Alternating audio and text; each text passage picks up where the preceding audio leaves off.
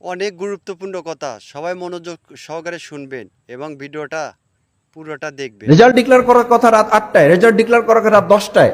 সেই result declare করতে তো পরের দিন সকাল 10টা বেজেছে। কেন বেজেছে? কেন ইউনিভার্সিটির পার্শ্ববর্তী এলাকায় লোক জড়ো হয়েছে?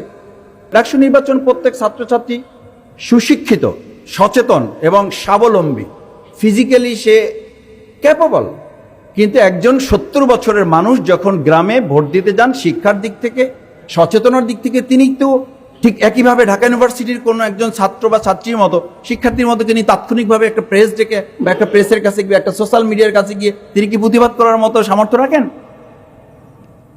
ঢাকা ইউনিভার্সিটি ডাকসু নির্বাচন করতে গিয়ে আমরা যতটুকু জানার সুযোগ হয়েছে, ঘাম ঝরেছে, শুধু ঘাম ঝরেনি, কোনো কোনো সময় আমাদের কাছে মনে হয়েছে যে আমরা সিটকে পড়ে যাচ্ছি, ইলেকশনটা বন্ধ হয়ে যাচ্ছে।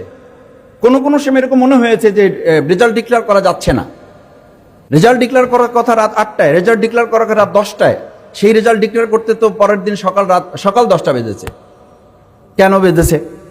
কেন ইউনিভার্সিটির পার্শ্ববর্তী এলাকায় লোক জড়ো হয়েছে? কেন টোটাল প্রশাসনকে ইনভলভ হয়ে বলতে হয়েছে? যদি এইটা হয় তাহলে একটা ছোট্ট ক্যাম্পাস মানে বাংলাদেশের তুলনায় এটা একটা ছোট্ট জায়গা, সেই জায়গাটাতে যদি গোটা প্রশাসন, রাজনৈতিক দল, শিক্ষার্থী ইনভলভ হয়ে করতে, তাহলে এত লক্ষ কেন্দ্রকে পাহারা দেওয়ার দায় দায়িত্ব এই সরকার কিভাবে রাজনৈতিক দলগুলোর সাথে আলোচনা করা ছাড়াই একটা ডেট দিয়ে আমরা রোড টু ইলেকশনের দিকে চলে যাচ্ছি? কোন আস্থার উপরে ভিত্তি করে? এই আমাদের সেগুনবাগিচায় যেখানে আর্মি, পুলিশ, অন্যান্য গোয়েন্দা সংস্থার মধ্যে একটা পার্টি প্রধানকে পিটানো হয়েছে। আমি জানি না যে এখানে সুধীমণ্ডলী আছেন, রাজনৈতিক দলের নেতৃবৃন্দ আছেন, সাংবাদিক আছেন, এই পর্যন্ত কাউকে গ্রেপ্তার করা হয়েছে? আমি জানি না কাউকে গ্রেপ্তার করা হয়েছে কিনা, সে যে দলেরই হোক।